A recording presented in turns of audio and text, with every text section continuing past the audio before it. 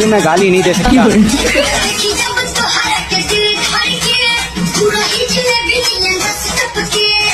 क्या जब